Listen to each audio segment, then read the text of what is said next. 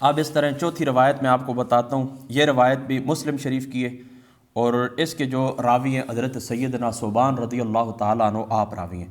آپ فرماتے ہیں کہ حضور علیہ الصلاۃ والسلام نے فرمایا کہ اللہ تعالیٰ کی ذات مقدسہ نے زمین کو میرے لیے سمیٹ دیا، اللہ تعالیٰ کی ذات مقدسہ نے زمین کو میرے لیے سمیٹ دیا، تو میں نے اس کے مشرق اور مغرب کو دیکھ لیا، یعنی اللہ تعالیٰ نے زمین کو میرے سامنے کی ہے اور میں نے اس کے مشرق اور مغرب کو دیکھ لیا ہے، اور جہاں تک کہ زمین میرے لیے سمیٹ دی گئی ہے وہاں تک عن قریب میری امت کی سلطنت اور حکومت پہنچ جائے گی، اور اللہ تعالیٰ کی ذات اقدس نے مجھے سرخ اور سفید 2 خزانے عطا فرمائے ہیں۔ اللہ تعالیٰ کی ذات اقدس نے مجھے سرخ اور سفید 2 خزانے عطا فرمائے۔ محدثین فرماتے ہیں کہ سرخ اور سفید خزانوں سے مراد کیسر اور کسرا کے خزانے ہیں، ٹھیک ہے، اس بات کو آپ نے یاد رکھنا ہے۔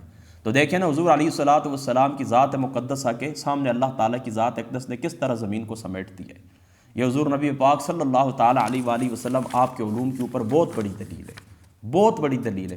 اور حضرت عبداللہ ابن عمر سے ایک روایت موجود ہے، امام طبرانی رحمۃ اللہ تعالیٰ علیہ آپ نے معجم کبیر کے اندر اس روایت کو نقل کیا ہے کہ وہ فرماتے ہیں کہ حضور علیہ الصلاۃ والسلام نے فرمایا کہ جو اللہ تعالیٰ کی ذات ہے، اللہ تعالیٰ کی ذات نے میرے لیے زمین کو سمیٹ کے رکھ دیا ہے، اور میں کائنات کو اس طرح دیکھتا ہوں جس طرح اپنے ہاتھ کی ہتھیلی کے اوپر کوئی رائی کا دانہ رکھ کے دیکھتا ہے، اپنے ہاتھ کی ہتھیلی کے اوپر کوئی رائی کا دانہ رکھ کے دیکھتا ہے۔ یہ آگے جو روایت ہے یہ بھی حضرت ثوبان رضی اللہ تعالیٰ عنہ آپ سے مروی روایت ہے، اور یہ اس کا تقریباً مضمون وہی ہے، اس لیے میں اس کو اسی بات کے اوپر چھوڑتا ہوں کہ بلکہ اس کا چلو میں آپ کو ترجمہ پڑھ کے سنا ہی دیتا ہوں کہ حضرت ثوبان رضی اللہ تعالیٰ عنہ آپ فرماتے ہیں کہ نبی پاک صلی اللہ تعالیٰ علیہ وآلہ وسلم کی ذات اقدس نے، آپ فرماتے ہیں کہ ان اللہ زوالی الارض حتی رأیت مشارقہا و مغاربہا، حتی رأیت مشارقہا و مغاربہا وآتانی الکنزین الاحمر والابید ثم ذکر ناوے حدیث ابو ایوب عن کلابہ، وہ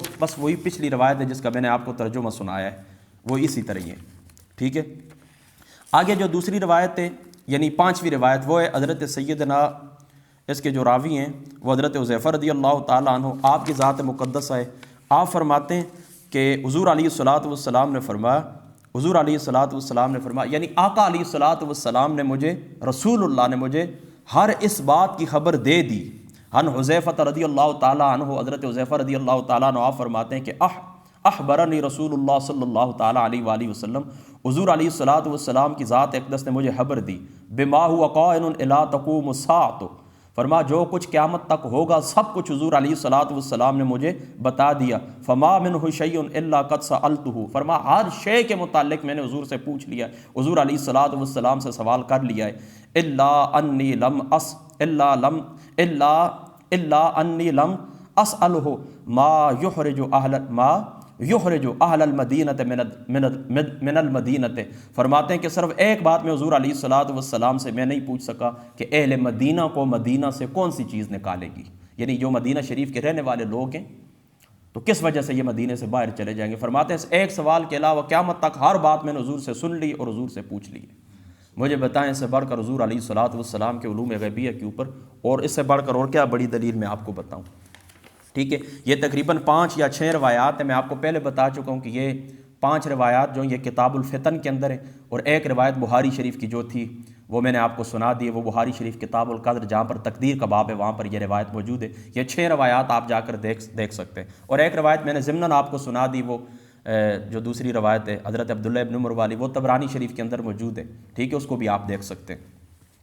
اب آتے ہیں وما هو علی الغیب بدنین کا، جو شخص نے ترجمہ کیا ہے، نعوذ باللہ من ذالک، بڑی غلط بات ہے، اتنا بڑا عالم دین ہو، اس سے بندہ اس طرح کی ایسپیکٹ نہیں کر سکتا، کتنی غلط بات اس نے کی ہے۔ کہنے لگا کہ وما هو علی الغیب بدنین کا اگر یہ معنی ہے کہ حضور غیب بتانے کے اوپر بخیل نہیں ہے، تو پھر چاہیے یہ کہ حضور علیہ الصلاۃ والسلام کو جو کلی علوم عطا فرمائے اللہ تعالیٰ نے وہ سارے اپنی امت کو بتا دیں، نعوذ باللہ من ذالک۔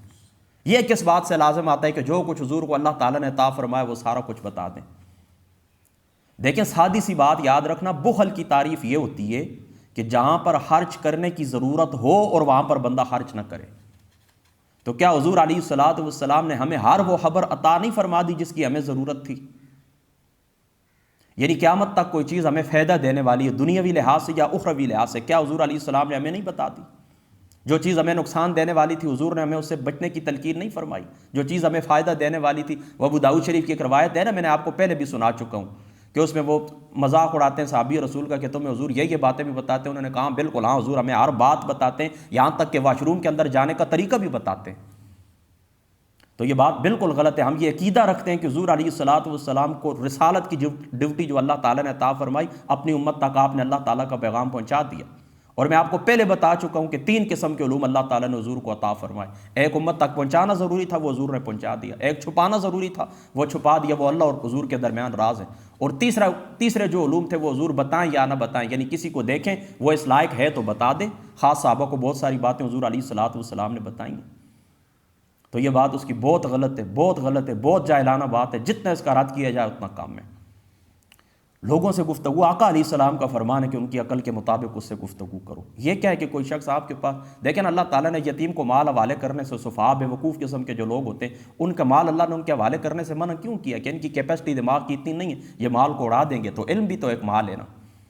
تو یہ کیا کرے بندہ، سارے کا سارے ایک شخص آئے جاہل آدمی، اس کو وضو کا علم نہ ہو، آپ اس کے ساتھ مشکل باتیں کرنا شروع کر دیں، یہ عقل کی بات ہے؟ ایک شخص، ایک بچہ چھوٹا سا نرسری پریپ کا ہے، کیا آپ اس کے ساتھ ایم اے کلاس کی جو اصطلاحات ہیں وہ استعمال کریں گے؟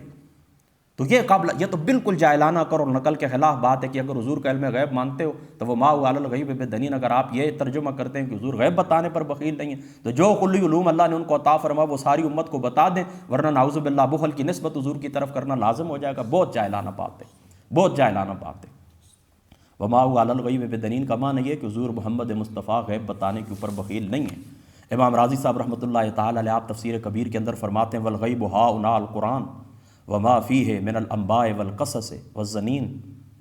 فرماتے ہیں یہاں پر غیب سے مراد قرآن ہے، یعنی قرآن کے اندر جو ہے غیبی خبریں، اور وما هو علی الغیب بضنین اے وما محمد، یعنی حضور محمد مصطفیٰ صلی اللہ تعالیٰ علیہ وآلہ وسلم تمہیں غیب بتانے پر بخیل نہیں. اس لیے اعلیٰ حضرت نے ترجمہ یہی کیا کہ یہ نبی یعنی محمد مصطفیٰ تمہیں غیب بتانے کے اوپر بخیل نہیں. اور غیب سے مراد کیا ہے؟ قرآنی غیوب کی خبریں، قرآن کے اندر جو غیب کی خبریں وہ مراد ہیں.